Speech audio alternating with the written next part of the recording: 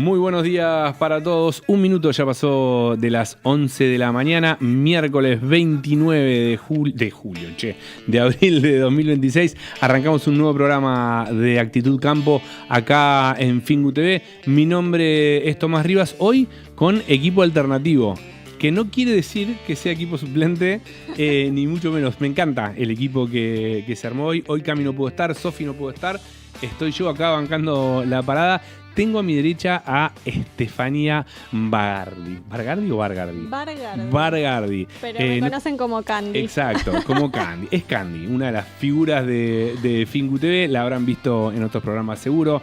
Es politóloga, es analista de actualidad y es crack. Por eso la invitamos. Gracias, Candy, por venir. ¿Cómo andás? Bueno, qué presentación, gracias. Yo la verdad estoy chocha porque me gusta mucho el programa de Actitud Campo, así que estoy muy contenta de reemplazar a Sofi también, que es una amiga. Sí, Candy está siempre en el detrás de escena, siempre la vemos por ahí, está en todas las reuniones de producción, está al tanto de todo, nos caga pedos para que actualicemos las rutinas. Es uno de los corazones de Fingu TV, así que le pedimos que venga a dar una mano. Tiene mucho para contar, así que en un ratito vamos a estar hablando con ella. Y tengo también a mi izquierda a Ignacio Eguren. Ignacio es el fundador y el CEO de AgroPro. Es una plataforma digital para gestionar negocios en el campo. Es un emprendedor, es productor, es gringo, es todo lo que necesita este programa. Cuando pensamos invitados, yo quiero a alguien que sepa de tecnología, que sepa mucho de agro, que sea más o menos joven, que entienda para dónde va, que entienda las dificultades de la búsqueda de hacia dónde va el campo y hacia dónde creemos que tiene que ir el campo. Bueno, Nacho Eguren, gracias por venir, Nacho. Tommy, gracias a vos por la invitación y por lo de más o menos joven. ¿Cuántos años tenés vos, Nacho? 46. No, estás lo impecable. Tengo que pensar porque me quedé en los 42. No, estás impecable. Bueno, Nacho, ahora en un ratito vamos a charlar mucho de AgroPro. Y lo decíamos fuera al aire. Nacho escribe mucho, recomiendo mucho que vayan a seguir en LinkedIn a Nacho porque hace unas reflexiones muy piolas. Muchas de ellas de temas que no solemos abordar cuando analizamos el agro, por ejemplo, la salud mental de los productores. Recién hace un rato le comentaba que hace poco me crucé en LinkedIn con ese posteo y me quedé regulando de cómo piensa, cómo siente y cómo vive el productor, que no es solo un productor. Yo juego siempre con que cada vez que decimos un productor o cada vez que decimos el campo, muere un panda en algún lado, porque es súper heterogéneo. No es lo mismo un tipo que produce soja en Santa Fe que el que cría ovejas en Chubut o el que tiene azúcar en Tucumán. Hay un millón de particularidades, pero bueno, sí hay cosas en común. Por ejemplo, el estrés al que está expuesto el productor muchas veces, que es un laburo en el que no se para. No se habla mucho de lo que se siente, o sí, pero muchas veces no. No se para un segundo. Cualquier cosa que vos planifiques, por más que planifiques y por más que le metas tecnología, cabeza, tiempo a la planificación, cualquier mínima cuestión climática, política, regulatoria, fiscal, te tiras toda la mierda y te hace arrancar de cero. Así que hay mucho estrés ahí. Quiero charlar también un poquito con Nacho cómo es esa vida. Y después tenemos un par de lores, como dicen los chicos ahora. Sí, traje un segmento nuevo que se llama Pueblo Chico, Infierno Grande, así que vamos a estar hablando un poquito del chisme del campo y también algunas cuestiones que tienen que ver con beneficios impositivos al riego. Y ustedes dirán, hay que cuidar el agua, hay que preservarla. Bueno, parece que se dio vuelta la tortilla, así que les voy a estar contando un poquito sobre eso. Debe tener que ver con el RIGI también, que el río era una de las cuestiones que se están esperando y mucho, y una de las que iban a recibir beneficios fiscales ante las inversiones. Bueno, vamos a ver. Infierno chico, Pueblo Chico, Infierno Grande. Nacho, vos sos de Villegas, ¿no? Yo soy de Villegas, puedo aportar un poquito ahí. Sí. De hecho, Manuel Puig es de ahí y Boquitas Pintadas. Es verdad, Boquitas Pintadas es de ahí. Es cierto, es de Villegas. ¿Y estás de acuerdo con la frase? Puede ser.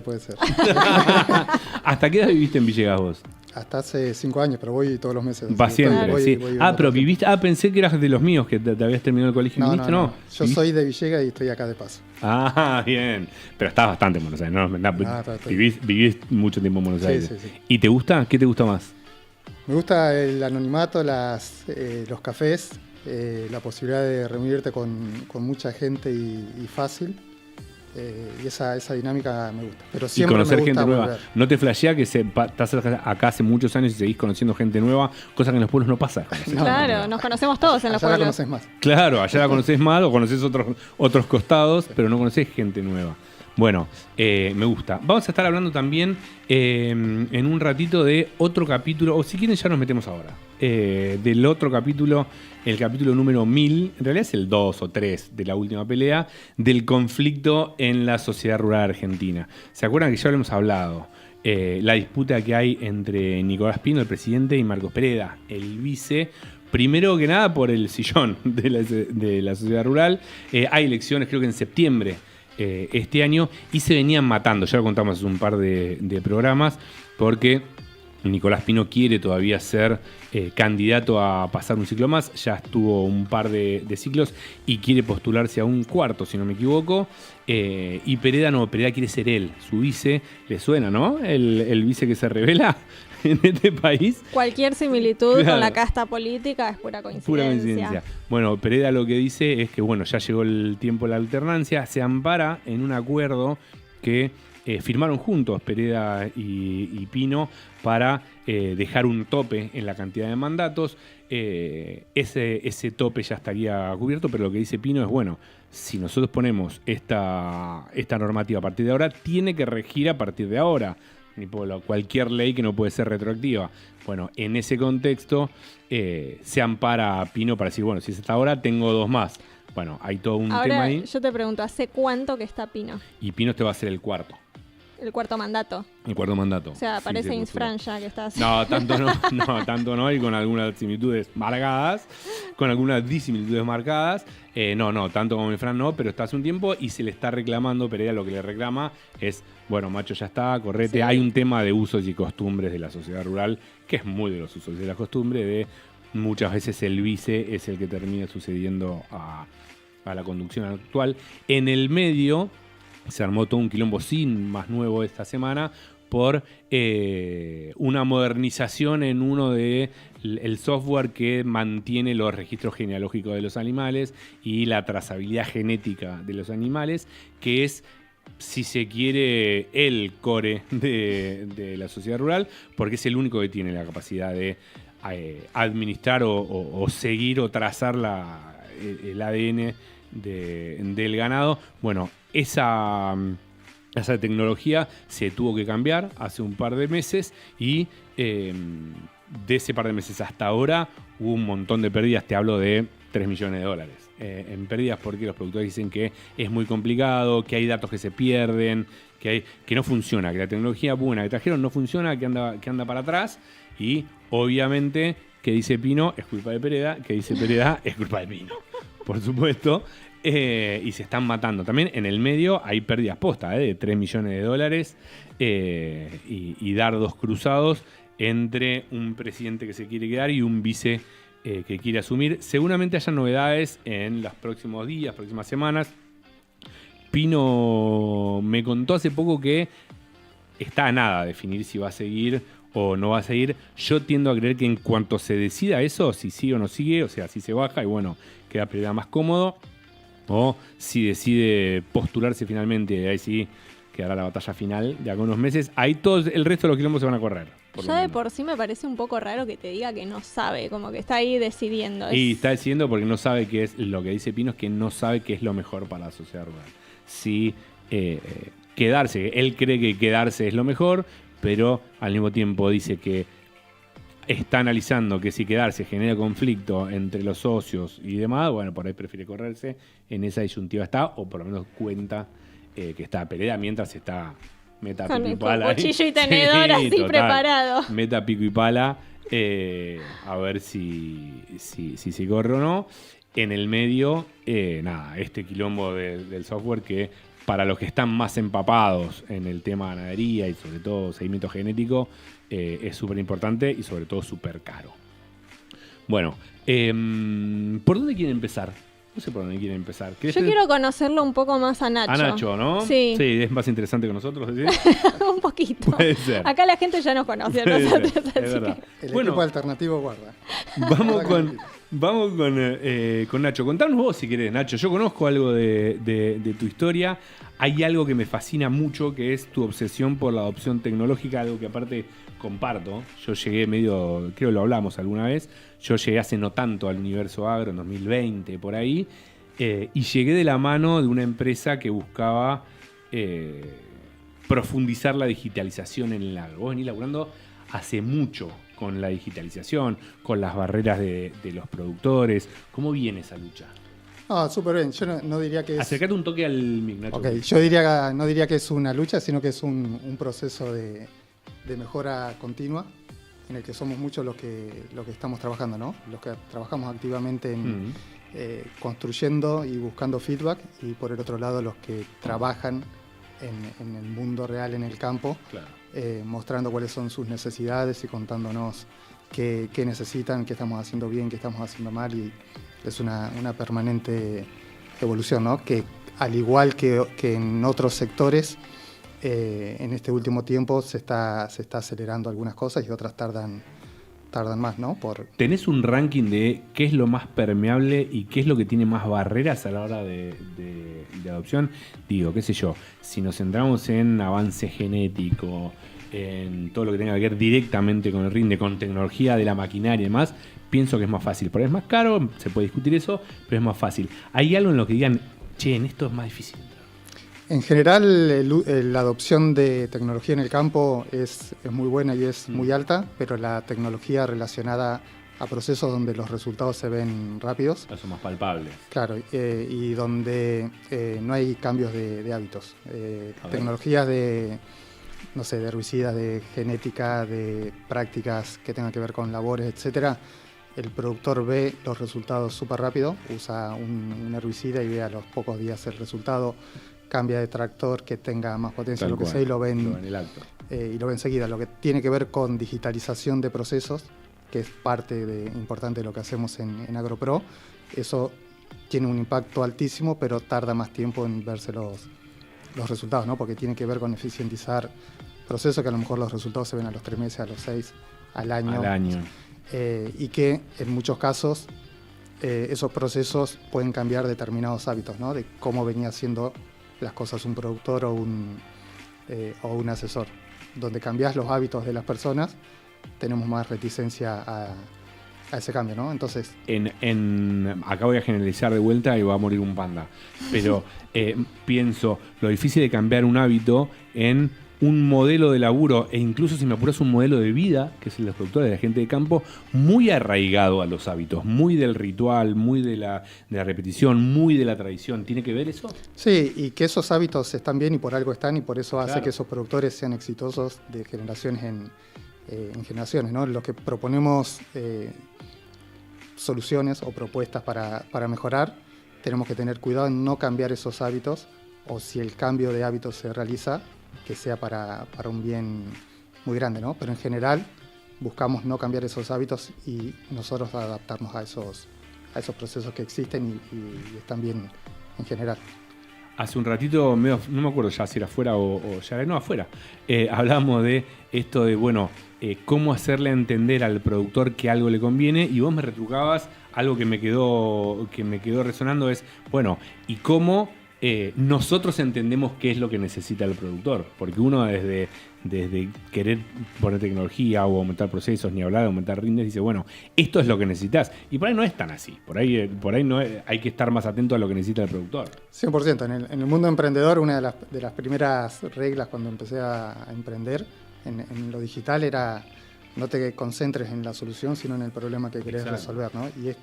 Y nosotros no tenemos la solución mágica y sabemos cómo es el negocio y le vamos a enseñar al productor o al asesor a hacer las cosas.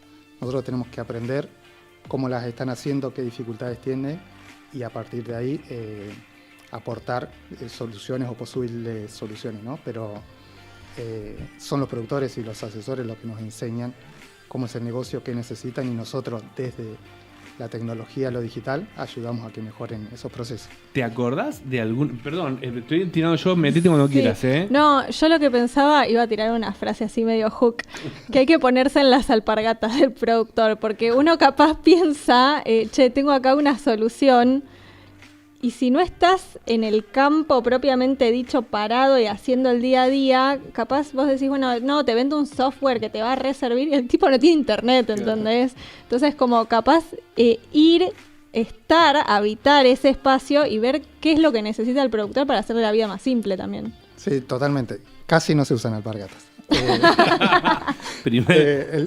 El productor también usa Nike, etc. Fundamentalmente.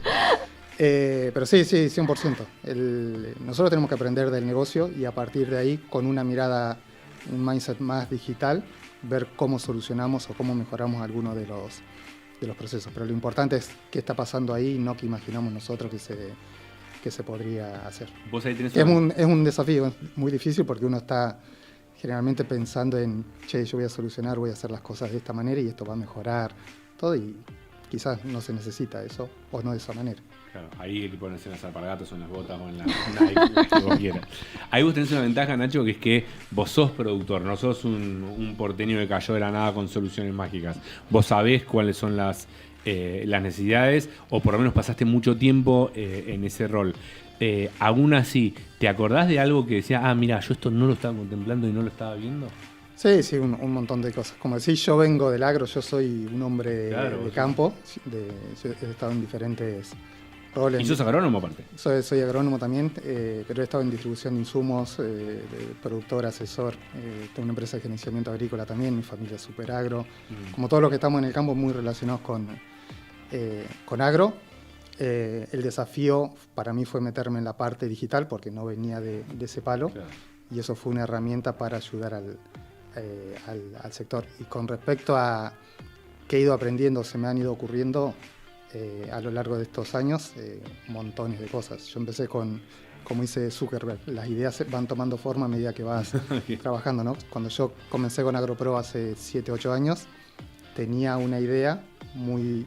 AgroPro, corregime si me equivoco, pero AgroPro era como un sistema que habías hecho vos para tu empresa o para tu familia, que después dijiste, che, esto funciona, vamos a venderlo, ¿no? Algo así. Algo así. Yo arranqué en distribución de insumos cuando me recibí antes del diluvio, ahí en 2003. Arranqué en distribución de insumos y mientras tanto fui asesor y productor. Después fundé una empresa de gerenciamiento agrícola, que es Segurín y Compañía, que hoy la gerencia uno de mis hermanos, Juanpi, y ahí manejamos 20 y pico mil hectáreas alrededor de Villegas. Y en 2015, en esa empresa, que fundé en 2012, después de haber escrito las normas, procesos, normas ISO, etc., hicimos una plataforma para gestionar nuestro negocio. Claro. Nosotros usábamos un ERP, pero nos quedaban muchas cosas afuera. Toda la gestión técnica, claro. y todo lo que pasaba en el campo quedaba afuera en el famoso Excel o en el famoso... Claro, una libretita. Sí, o en el aire. Y ahí fue el primer contacto con la tecnología. Ahí creamos una plataforma para llevar los procesos del negocio y ese fue mi primer paso digital. Y después en 2019 fundé AgroPro para llevar eso a otro, claro, otro nivel. Para escalar ese... Yo quería juntar todo el conocimiento que tenía de producción, de distribución de insumos y de asesoramiento y pasarlo a una plataforma que permitiera distribuirlo a miles de productores y de asesores. Y ahí arrancó AgroPro. Ese salto de productor con alguna pata en gestión y demás a ser emprendedor, con todo lo que eso implica simbólica y realmente, ¿tuvo alguna dificultad? Digo, empezar a meterse en, no sé, en qué capital vas a usar, en el mundo financiero, en el mundo de los códigos. Imagino que debe haber sido un kilómetro. Muchísimas dificultades. Tiene y tendrá. Yo estaba en un lugar muy cómodo, yo me sentía muy cómodo asesorando, produciendo. En esa empresa siempre nos fue muy bien y me fui a un mundo con mucha incertidumbre para mí. Me metí en el mundo digital, no sabía lo que era un código, una startup, un backend, un frontend, de eso no tenía ni idea y con el tiempo fui aprendiendo. Entonces fue un gran desafío de pasar de un lugar donde tenía mucho confort a un lugar con muchísima incertidumbre que requería además de mucho trabajo, de mucho capital y emprender, ¿no? ¿Saliste a buscar, no sé la historia, ¿saliste a buscar capitales o lo afrontaste vos? No, los primeros 4 o 5 años fue con capital propio. Bueno. Sí. Y ahora, pero es lo que menos he dejado. He dejado más salud y vida que capital. ¡Qué plata! Sí, 100%. Y justo ahora estamos, sí, el año pasado tuvimos nuestra primera inversión y ahora estamos en una ronda. Pero todo el principio fue... ¿Podemos meternos ahí? Porque decís, dejé más vida y salud que plata. Y plata dejaste bastante.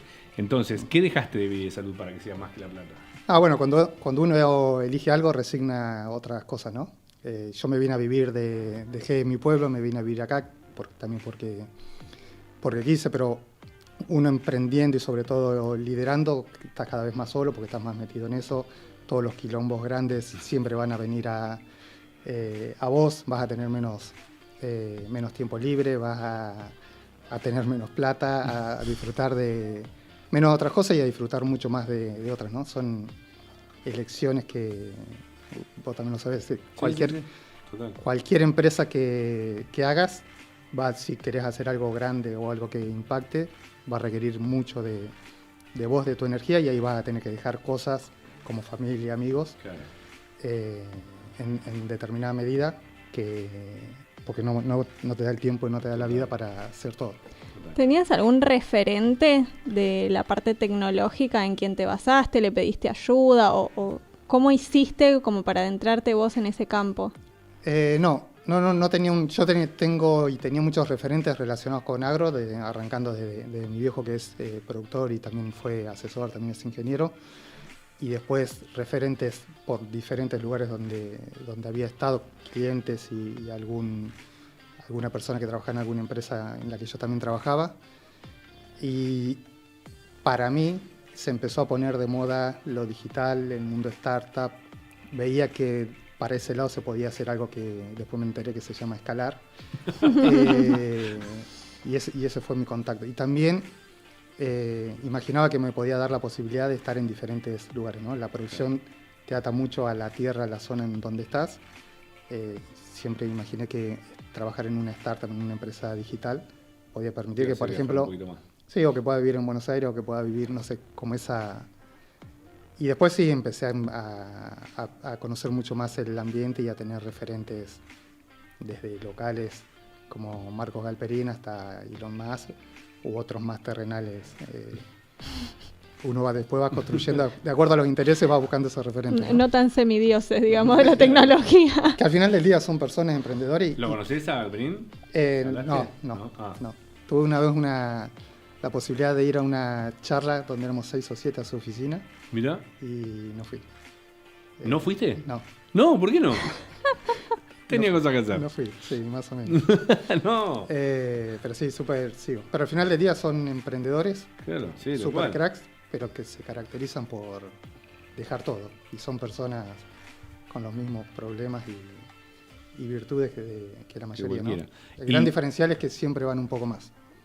Nacho, y hoy, con todo este recorrido, ¿cómo ves el campo hoy de cosas buenas y cosas malas? Si querés hacerme 2 y 2, 3 y 3. O sea, ¿en qué avanzó el campo hoy y qué es una deuda hoy?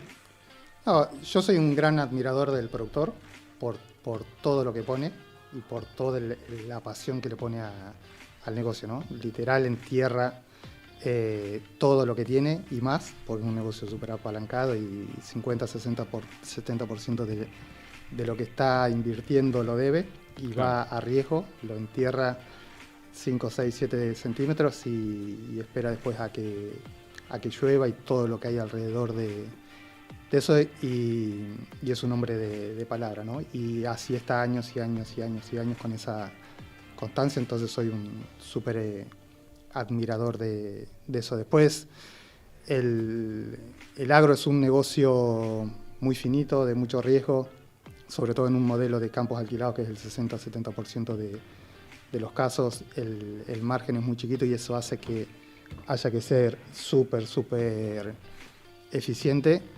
El productor tiene un montón de herramientas, un montón de resiliencia y de cualidades para poder sobrevivir a todo lo que pasa en el mundo ecosistema ambiental y en el mundo contexto político, económico, etcétera. Sí. Y bueno, obviamente que hay cosas por mejorar que gracias a la tecnología se pueden hacer, ¿no? Que tiene básicamente con eficientizar procesos.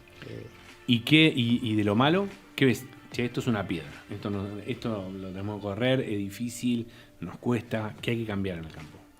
Hay cosas, por ejemplo, relacionadas con el alquiler, que es algo que muy importante, que hace que el margen sea muy chico, porque hay competencia y eso es un costo importante.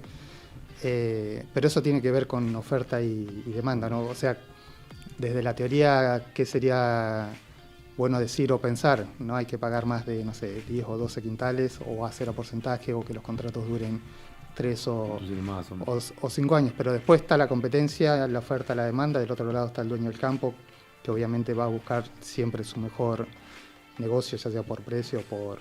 Que es algo raro, ¿viste? Porque en otras partes del mundo no pasa. Acá creo que el 60-70% se produce sobre campo alquilado. En otros lados, ¿qué no pasa? Sí, relacionado con eso, que quizá es algo, no sé si bueno o malo, pero deseable, sería que, no sé, una vez escribí una nota y es una columna, cómo hacemos que el campo sea más sexy, ¿no? Para que las generaciones nuevas o más jóvenes se queden en el campo, ¿no? Que comparado con otros países, con Europa o Estados Unidos, estamos como 10 o 15 años por debajo. No, por debajo, mejor. 10, 15. Las poblaciones de Estados Unidos o de Europa están más envejecidas que rurales, claro, pero eso ¿no? es en general, no en el agro. O sea, pero se replicará, digo. En agro, digo, acá creo que el promedio es alrededor de 50. Mirá. En Estados Unidos no sé si es 55 y en Europa es como 60. Yo creo que hay un revival igual de las nuevas generaciones, como adaptándose un poco más al campo, volviendo al legado familiar. Como que antes también medio que se escapaba del campo, se iba a la ciudad,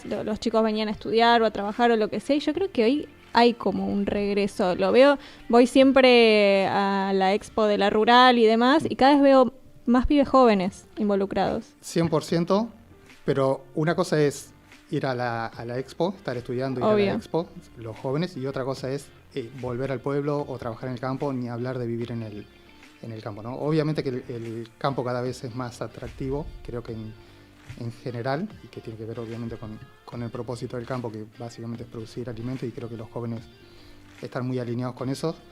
Pero después a todos nos gusta tener wifi, estar cómodos, sí. Tener un café a media cuadra, etcétera. Sí, que los caminos, llegar bien con el camino, llegar bien, condiciones. Después que haya educación, que haya salud, etcétera, y eso hace no solo que se vayan del campo, sino también que se vayan yendo de los pueblos donde esas cosas no están, ¿no? Después hay una vuelta, pero bueno, no tenemos la infraestructura que, por ejemplo, tiene Estados Unidos, donde llegás hasta la tranquera o hasta tu casa con asfalto. Sí. Así todos se van a las ciudades, ¿no? Pero ahí hay, para mejorar Starlink, aunque parezca poco, ayuda. Sí, ayuda un montón. ¿Y cómo crees que se puede tentar un poco más al joven para que se vuelva? Creo que la conexión es básica, los datos o el wifi del modo que sea es básico, los accesos. Después también en la forma en la que se trabaja, ¿no? Que es que cada vez se vaya trabajando de manera más sustentable, eso también está más alineado con las nuevas generaciones. ¿Sustentable o automatizado? ¿O los dos? No, hablo sobre todo de sustentabilidad, de decir, no sé, hace 30 o 40 años los productos eran todo banda roja, hoy ya son banda verde o azul, ya empezamos a trabajar con biológicos. Creo que esa tendencia de disminuir el impacto que se causa como en cualquier actividad, eso también está alineado con... Perdón que pregunte, ¿qué es banda roja, banda No, el grado de toxicidad okay. que puede tener. Antes, no sé, abrías una lata en ese momento de un insecticida y casi que se moría todo lo que estaba alrededor. Bueno, esa tecnología fue cambiando muchísimo y son menos nocivas. Y después lo que decís, también 100%, ¿no? Que haya más digitalización hace que haya más interés y más engagement de los jóvenes con lo que están haciendo, ¿no?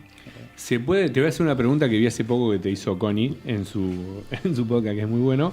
¿Se puede producir la cantidad de alimentos que se necesitan o se puede alimentar al mundo sin agroquímicos? Hoy no. Hoy, si produjéramos en el ideal todo de manera orgánica, se produciría como un 30-40% menos de alimentos y después un montón de cosas que se generan a través de la de la agricultura, ¿no? Alimentos, medicación, ropa, etcétera. Hoy no tenemos el conocimiento o la tecnología para producir de esa manera. Por eso seguimos usando agroquímicos si englobamos todos, o fitosanitarios si nos enfocamos en lo que tiene que ver con la salud de los cultivos. Y se va trabajando en ese camino, ¿no? Esto que decía, antes era todo rojo, ahora es verde o azul, ahora ya hay orgánicos, y antes obviamente ni existían, se ajustan más las dosis, hay mucha más conciencia y se va mejorando, pero hoy son las mejores herramientas que tenemos para producir alimento para 10.000 millones de personas, que es lo que va a haber dentro de algunos años, porque además... Hoy hay 7.000 millones de personas, en unos años o un poquito más. 2050 va a haber 10.000 millones de personas. Hoy necesitamos, o sea, se produce a gran escala y estas son hoy las mejores herramientas que existen para producir a eso. A medida que vayamos descubriendo cuáles son, el productor obviamente va a ir adoptando. No es que el productor es el hombre mal y dice, no, voy a usar tal cosa. Que de hecho después nosotros vamos y sacamos los choclos y los comemos. Eso tal cual. Bueno, ¿te quedás un ratito más? ¿No? ¿Te tenés? ¿No? ¿Te quedás? Bueno, pues quiero que cambiemos un poco de tema, después volvemos. Quiero hablar después de salud mental de los productores, que es algo que vendí hace un ratito y que me interesa un montón, en un ratito, pero quiero que Candy nos ilumine. Sí, voy a empezar con la parte del riego, porque me quedé con esto de la eficiencia, de la sostenibilidad, y vieron que a todos nos dicen, che, hay que cuidar el agua, hay que preservar, es un recurso finito, y que en Argentina es como que se da por sentado y en otros países básicamente no hay. Y como país agropecuario es muy importante como recurso. Acá en Capital, por ejemplo, tenemos a los porteros que dejan las mangueras corriendo como si nada, perdemos litros y litros de agua. Total. Bueno, se sancionó una ley en los últimos días que efectivizó la rebaja impositiva de usuarios de energía eléctrica que esté enfocada en el riego. Bien. Y la medida busca aportar competitividad y crecimiento a esta actividad estratégica del riego eficiente aplicada al agro. ¿Ustedes aplican algún tipo de tecnología más eficiente de la tradicional para todo lo que es riego, por ejemplo? En la zona en la que estoy yo no está desarrollado, no está desarrollado el riego. Yo estoy en General Villegas, que es noroeste de Buenos Aires, al límite con La Pampa, Córdoba y Santa Fe, y ahí no está desarrollado el riego, pero es espectacular que ahora tengamos ese mindset de regar y de producir, ¿no? Como está pasando en Río Negro ahora. Tal cual, bueno. Que se está volviendo una zona súper productiva, mega productiva, gracias a eso, ¿no? Después está el dilema de guardamos agua o producimos alimentos, ¿no? Y es ese equilibrio. Cada cosa que hagamos va a tener un pro y un contra.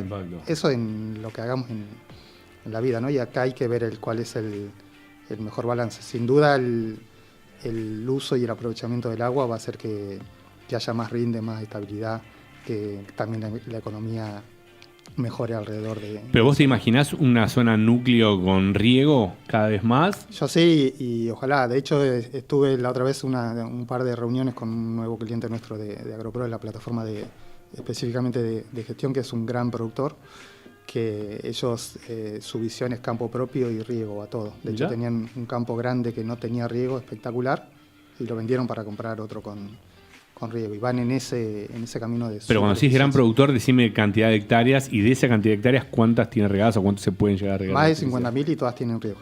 ¿Más de 50.000 y todas regadas? Sí. Wow.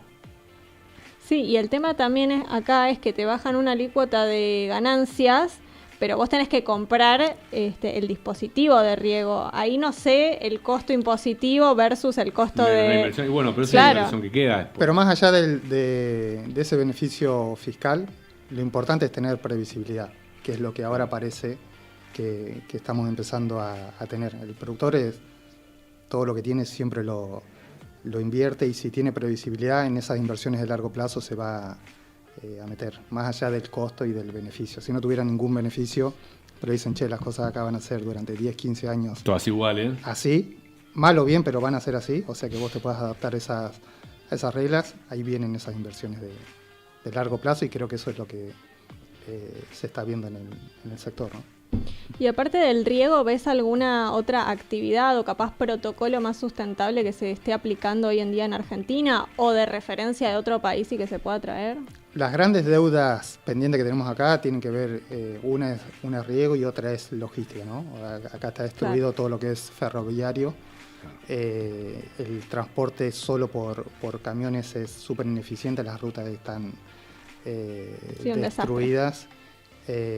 Y que haya solamente un medio principal de transporte hace que ese medio tenga mucho poder, pero la logística, que se lleva muchos dólares de cada hectárea, es algo pendiente, ¿no? De hecho, es una de las ventajas que tiene, por ejemplo, lo que decíamos recién, producir maíz en la Patagonia, que es que vos producís tu maíz, aprovechás el agua que hay en los ríos y demás, y te ahorrás un montón, primero del costo directo del maíz que le das a tus animales, ponele. Pero después te ahorrás mucho en el costo de flete que tienes. Imagínate si vos tenés ganado, tenés, no sé, un feedlot en Río Negro, en Neuquén, y tenés que traerte maíz de otro lado, te sale carísimo. Sí. Lo producís vos ahí con riego y ganás por todos lados. Sí, tiene que ver con esto de estabilidad de largo plazo, ¿no? ¿Por qué, no sé, en el ejemplo de Villegas, hacemos 400 kilómetros para llevar maíz al puerto? ¿Por qué no lo consumimos en la zona de General Villegas y nos ahorramos $50 por tonelada en un maíz de lo que está rindiendo hoy son $600 de flete? Porque eso requiere una inversión grande y no sabes qué va a pasar el año que viene el otro o el otro. Entonces el productor o el empresario necesita tener reglas más claras para decir, bueno, voy a poner tantos millones de dólares para hacer este criadero de pollo, de cerdo o este feedlot para agregar valor. Si logramos tener esa estabilidad, van a venir ese tipo de inversiones y de eficiencias. No, y aparte lo que me quedé pensando en esto de la logística rodoviaria es que tiene una huella de carbono muy grande este tipo de logística. Y el día de mañana para exportar, por ejemplo, la Unión Europea ya tiene regulaciones de huella de carbono que dicen que los que superen determinado límite no pueden ingresar a la Unión Europea, ya sea alimentos, productos finales o lo que sea. Te genera como un límite, una traba a la hora de querer exportar, tener esa carga no sostenible. Sí, no es para nada eficiente desde ningún punto de vista hacer 500 kilómetros para llevar, ejemplo, maíz de un lado a otro, si vos lo podés dejar ahí y generar valor en ese lugar, ¿no?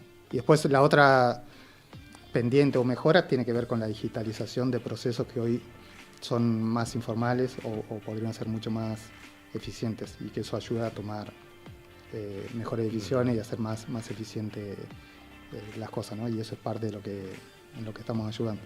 Total.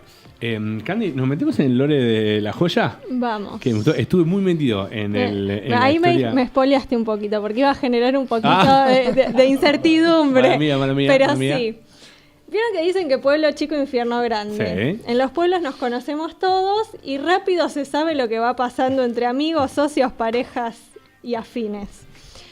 Bueno, hoy les traigo el chisme del agro del 2026, que probablemente ya hayan escuchado algo de esto, pero no tuvieron la versión final. Porque, ¿qué pasa? Se viralizó el video de La Joya, que es un productor agropecuario. Bruno Riboldi, un productor agropecuario de la provincia de Buenos Aires, del sur de la provincia de Buenos Aires, que decía que le habían afanado un montón de cosas. Básicamente, el tipo agarró, dijo, voy a grabar un video, voy a contar lo que me está pasando, me robaron 190 cabezas de ganado, y el video explotó. Se hizo mega viral, lo empezaron a pasar por un montón de medios de comunicación. Tiene 3 palos de seguidores La Joya, es el agroinfluencer con más seguidores del mundo. Sí, no es menor. Ahí tenemos el video, a ver si lo podemos ver. Desaparecieron 190 animales, en serio, necesitamos ayuda con mi familia. Son 100 machos entre novillos y novillitos y son 90 vaquillonas que estaban acá en esta zona de Santa Teresa, en un campo. Yo vengo caminando acá por la vía para ver si se ve. Está ahí en la camioneta mi familia. Está la patrulla rural, los Pumas acá de Santa Teresa también recorriendo toda la zona, viendo dónde pueden estar. Cualquier dato nos sirve. Esta es mi marca, o sea, todos los animales están marcados con esta marca que les dejo acá abajo. Y también tienen toda la caravana que arriba, la caravana amarilla oficial, que arriba dice SU363, que ese es mi número de mi empresa. Cualquier información nos ayuda un montón. No lo puedo creer, en serio, no lo puedo creer. Estamos andando por todos lados. Esto es Santa Teresa. Concha de tu madre, no puedo creer. Nos desaparecieron 190 animales, en serio.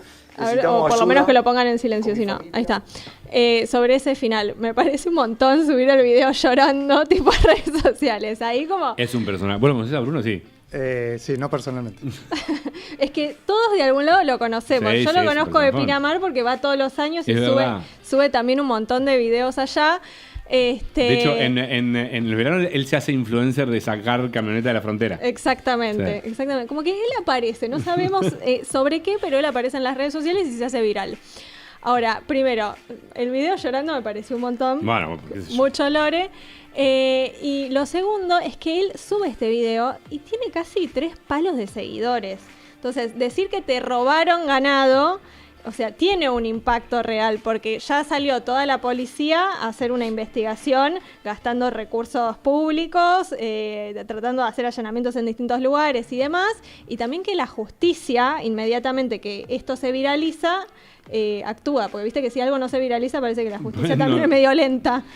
Entonces, ¿qué pasa? Inmediatamente esto toma repercusión nacional y empiezan a investigar y parece que no se trataba de un robo en sí como él adjudicaba, ¿no? E inmediatamente aparece Nicolás Cosia, que es un ex socio de La Joya, diciendo que no se trataba de ningún robo y encima el tipo lo terminan imputando porque estaba tratando de vender ese ganado. Por abuso de confianza. Claro. Lo imputan. Y lo imputan por abuso de confianza. Pero en el lore y en todo este quilombo en el medio empiezan a aparecer, a filtrarse chats entre ambos que demostraban que La Joya sabía que el tipo iba a vender las cabezas de ganado, y que sabía dónde estaban el ganado, no es que lo había perdido como hizo todo el acting ahí en el video, ¿no? Él lo que dice es que él no sabía, él dice que no eran socios, que tenía una sociedad de palabra, que no eran socios. Él dice que esos animales los estaba engordando él en Santa Fe, y que no sabía dónde se habían venido, que les desapareció, que él le avisa. Hay un mecanismo que cuando las vacas se mueven a vos te aparece, te llega una notificación que aparece, pero no sabía dónde estaban. Sí, hay algo raro ahí, La Joya desmiente todo y Cosia dice que se sabía todo. Bueno, después también salió en varios programas como defendiendo, haciendo una limpieza de su imagen, porque pobre tipo quedó completamente manchado por lo que dijo La Joya. Y después parece que la gente, los productores y demás no querían hacer negocios con él porque, claro, o sea, quedó completamente expuesto por algo que supuestamente él no hizo a escondidas, por así decir. Bueno, el final, o por lo menos el final hasta donde yo sé, la semana pasada en Agrolix con Caro Dangarini y con Aramil Lauer, el programa en el que yo también estoy, este chico Cosia lo que dice es que lo va a terminar haciendo él una demanda, una imputación, una acusación a Bruno, a La Joya, precisamente por esto, porque ahora dice que nadie le quiere dar, él tiene un campo en el que se dedica a cuidar animales, a engordarlos y demás, y a venderlos. Es cierto que el tipo tiene un montón de problemas financieros, algo que también se filtró, que tiene miles de cheques rechazados y demás, o sea que esa deuda la estaba levantando, pero que ahora se quedaba sin laburo porque lo habían ensuciado, nadie le quería contratar su servicio y que era él el que lo iba a denunciar a La Joya. Ahora, ¿qué pasó? La justicia sigue investigando. Parece más un conflicto entre privados que efectivamente Total. un robo, pero en el medio La Joya también borró el video. Ahí sí coincido en que sea producto tema entre ellos, después se metió la hermana de Cosia también en el medio. Sí es cierto que esto fue creo en mediados de marzo, se movilizó toda la policía de Santa Fe y la justicia, que pensé un poquito qué otros quilombos tiene que atender la policía de Santa Fe. Totalmente. Con obviamente recursos públicos en algo que se podría haber solucionado de otra forma, 100% de acuerdo. Sí, y hasta dónde llega uno también por visualizaciones, ¿no? No, se quiere poner de culo a La Joya. Vino a ponerse de culo a La Joya. Espero no quedarme Mirá, te vas a encajada en la playa. Claro, que no se te quede la chata en Pinamar.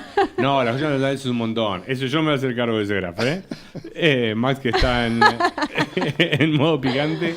yo me acercaba, pero ojo, que no se te quede en Pinamar la camioneta enganchada en la frontera, pues no te van a venir a sacar. Me convertí en la Janina La Torre del Agro. En el LAM del Agro, dice. Está Sofía Aquino en el chat diciendo Candy LAM del Agro. Me gusta, una sección de chismes. Puedo ¿Estás? traer cada tanto. Una vez al mes vengo y traigo LAM del Agro. ¿Estás? Sí, me sirve un montón. Nacho, quiero meterme así, que nos quedan unos minutos, en el productor agropecuario y salud mental. Desarrolle. Salud emocional. Salud mental, emocional, física, ni hablar. No, bueno, el productor tiene mucho peso sobre sus espaldas, ¿no? Un poco de lo que charlábamos hoy. Es un negocio de mucho riesgo, de mucho capital y de mucha incertidumbre sobre qué va a pasar con la inversión que hace el productor en esta época y que va a terminar cosechando dentro de un año o de un año y pico, ¿no? Y eso genera muchísima angustia, muchísima incertidumbre, ¿no? El productor está literal enterrando los dólares, de los cuales un 60, un 70% los está debiendo porque es un negocio con fuerte apalancamiento. Y para que eso llegue a un buen puerto, literal... Tiene que pasar un montón de cosas. Tiene que pasar un montón de cosas. Entre ellas tiene que llover y no tiene que lloverlo... no tiene que llover demasiado tampoco. Demasiado y tiene que llover en determinados momentos y después todo lo que pasa alrededor, que con malezas, plagas, contexto económico, político, regulatorio, fiscal, etcétera. Y eso hace que haya mucha presión, mucha carga. Ese productor es sostén de su familia y de un montón de gente alrededor. Y tenemos un perfil que somos más de guardarnos las cosas, entonces, no sé, la soja no viene bien y no nos quedamos. Falló algo y no nos quedamos, no llueve y todo eso se va acumulando. Ahí hay un tema, voy a meter muchas generalizaciones, van a morir un montón de pandas, pero ahí hay un tema de género, de que mucho de ese laburo recae en hombres y los hombres somos menos de exteriorizar lo que nos pasa. Hay un tema de idiosincrasia del productor, que es más hosco y no le da mucha bola a los sentimientos. ¿De dónde viene ese que el productor no habla? No me imagino muchos productores ya no psicólogos. Creo que tiene que ver, más allá del género, sí hay más productores varones, pero más allá del género tiene que ver con que el productor tiene esa figura de proveedor, ¿no? Y el productor es el que aguanta y el que provee y el que protege y no llega todos los días a la casa y dice, che, está pasando esto, me comieron las orugas, claro. El maíz no llueve, no fue el cosechero, el flete, no va con todo eso porque no quiere poner esas cosas en su casa y eso queda dentro y es una olla a presión, ¿no? Y eso en algún lugar nos va afectando. Creo que las generaciones ahora más jóvenes son más abiertas y empiezan a hablar un poco más, se muestran más vulnerables. El liderazgo pasa a ser de yo puedo hacer todo y puedo con todo, a che, yo hay cosas que no sé, hay cosas que no puedo, necesito ayuda y eso creo que hace difícil, que nos ¿no? La imagen de pensar al gringo en el diván. El gringo en el diván, ¿no? Es un buen nombre para sección de podcast. Me gustó. Tenemos también otra educación en el interior, más allá del productor, el perfil de la persona que está en el interior va mucho menos al diván, independientemente de la profesión que tiene.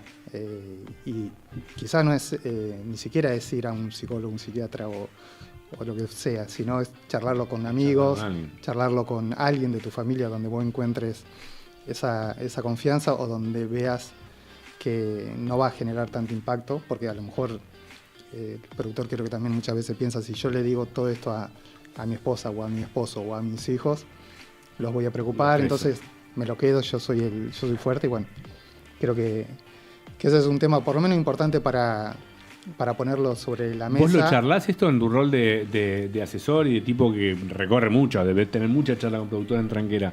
¿Lo hablás con los productores esto? Yo lo charlo con algunas personas con las que tengo más confianza, pero también mi charla es mucho más simple porque yo digo, che, esto debería ser así, lo veo desde afuera, pero el que está dentro, el que enterró, el que debe 1, 2, 3 millones o lo que sea, lo vive de otra manera, ¿no? Siempre aconsejar y decir qué se debería hacer es mucho más fácil que después llevarlo a la práctica. Obvio que lo vivo de cerca por mi familia y porque tengo grandes amigos que también son productores y y conozco más la interna. El Guren ahora la gestiona tu hermano, ¿no?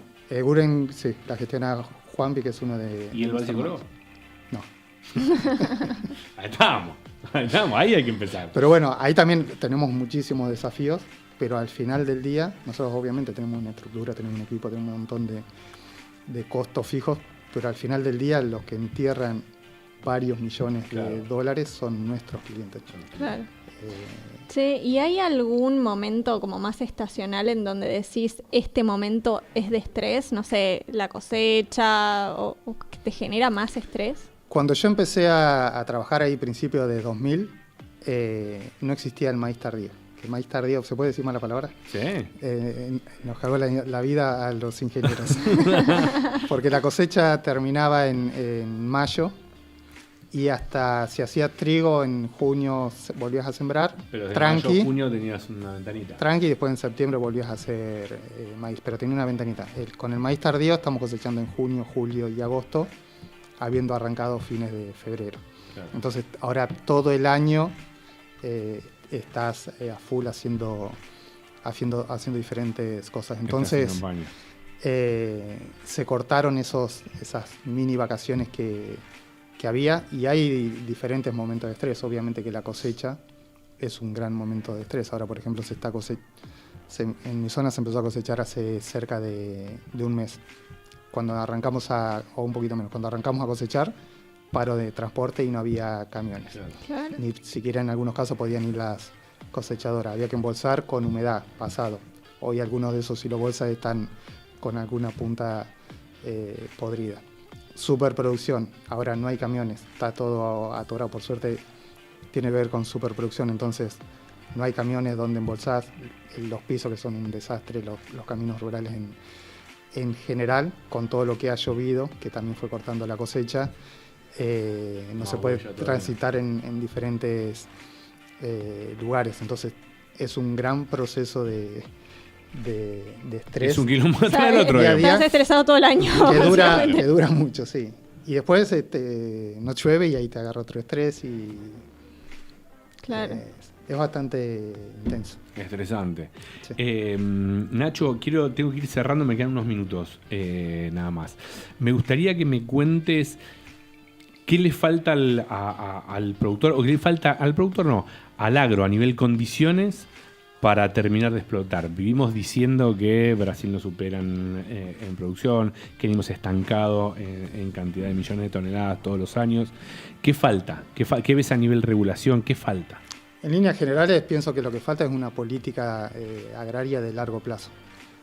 Brasil tiene su política y viene Lula, Bolsonaro o el que sea, y esa política continúa, ¿no? Entonces eso permite que el productor pueda proyectar a largo plazo y que pueda invertir a largo plazo porque tiene las reglas definidas. Acá no sabes qué va a pasar dentro de 1 o de 2 años. El año antes de las elecciones está todo como quieto porque depende quién sea el gobierno. ¿Qué va a pasar? ¿O qué puedes esperar? Invierto o no invierto porque depende de qué va a pasar. O te metes en un proyecto y a los 4 años cambia el gobierno y quizá que todo lo que vos armaste porque tenías cierta estructura o previsibilidad cambia totalmente. Entonces estás todo el día armando y desarmando.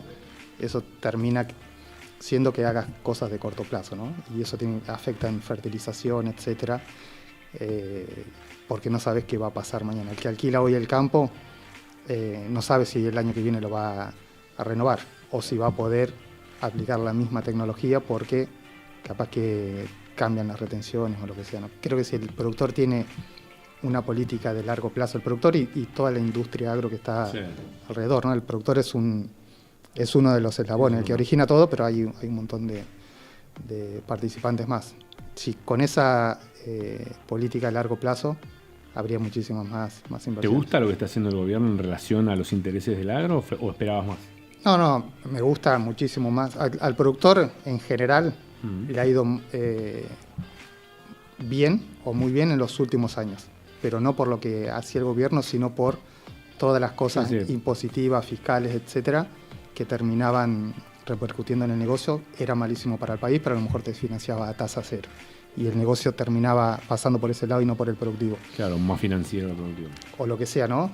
El gobierno, súper desalineado con el productor y con el agro ese gobierno. Este gobierno parece mostrar reglas claras y reglas de largo plazo, más allá de que hoy la coyuntura está muy difícil, sobre todo para la persona común o corriente que no es empresario y que depende de sueldos. Pero hay una esperanza de que se puedan lograr estos planes de largo plazo y creo que eso entusiasma mucho al productor. Sabiendo que hoy el negocio está muy complicado, muy finito por esto, porque las cosas que antes te salvaban, hoy no te salvan, pero así todo, el productor prefiere eso. Nacho, muchas gracias por haber venido. Ya se nos acaba el programa. Steph, un placer. Estoy para que te sumes. Chocha.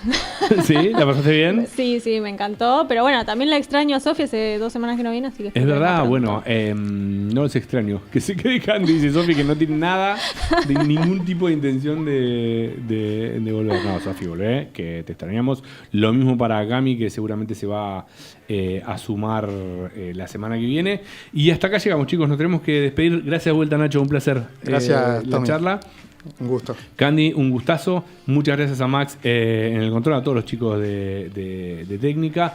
Y nosotros nos volvemos a reencontrar, si les parece, el miércoles que viene a las 11 de la mañana acá en Fingu TV. Esto fue Actitud Campo. No se vayan, quédense en Fingu que hay mucho más.